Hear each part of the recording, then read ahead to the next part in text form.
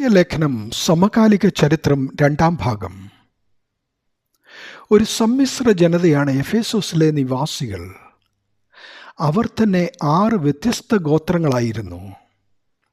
അതിലൊന്ന് യവനന്മാരുടെ ആഗമനത്തിന് മുമ്പ് ആ സ്ഥലത്തുണ്ടായിരുന്ന ആദിവാസികളുടെ പിന്തുടർച്ചക്കാരാണ്.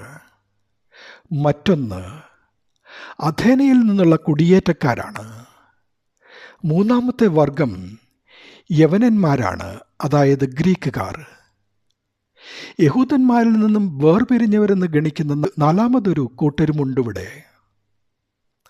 അർത്തിമോസ് ദേവാലയം മതത്തിനെന്ന പോലെ കുറ്റകൃത്യങ്ങൾക്കും അഴിഞ്ഞാട്ടത്തിനും കേന്ദ്രസ്ഥാനമായിരുന്നു. ഏത് കുറ്റവാളിയും ക്ഷേത്രവളപ്പിലെത്തിയാൽ അവൻ സുരക്ഷിതനാണ്. അവനെ അവിടെ നിന്ന് ബലമായി പിടിച്ചുകൊണ്ടു പോകുവാനോ അവനെ അവിടെ നിന്ന് ശിക്ഷിക്കുവാനോ സാധ്യമല്ല.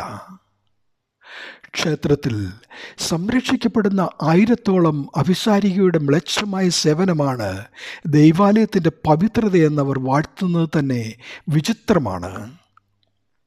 സമ്മിശ്ര ജനത, കുറ്റവാളികളുടെ ആവാസം, ക്ഷേത്രത്തിലെ അസന്മാർഗികത എന്നിവയെല്ലാം കൂട്ടിച്ചേർന്ന് എഫേസോസിനെ ധാർമ്മിക സന്മാർഗിക നിലകളിൽ ഒരു ഹീന നഗരമാക്കി മാറ്റിക്കളഞ്ഞിരുന്നു.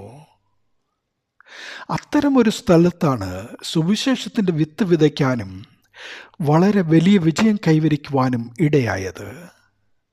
മറ്റു നഗരങ്ങളിൽ താമസിച്ചിട്ടുള്ളതിലും കൂടുതൽ സമയം പൗലോസ് എഫേസോസിൽ താമസിച്ചിട്ടുണ്ട്. അപ്പോസ്തലപ്രവൃത്തികൾ 20-ാം അധ്യായം 31-ാം തിരുവചനം. അവിടുത്തെ സഭയിലെ ആദ്യത്തെ അധ്യക്ഷൻ തീമോത്തിയോസാണ്. 1 തീമോത്തിയോസ് 1:3. അക്കിലാവിനെയും പ്രിസ്കില്ലയെയും പൗലോസ് പരിചയപ്പെടുന്നത് എഫേസോസിൽ വെച്ചാണ്. അപ്പോസ്തലപ്രവൃത്തികൾ 18:19, 24, 26. പൗലോസിന് ഏറ്റവും പ്രിയപ്പെട്ടതായിരുന്നു അവിടുത്തെ സഭ. അപ്പോസ്തലപ്രവൃത്തികൾ 20:17 മുതൽ 38 വരെ.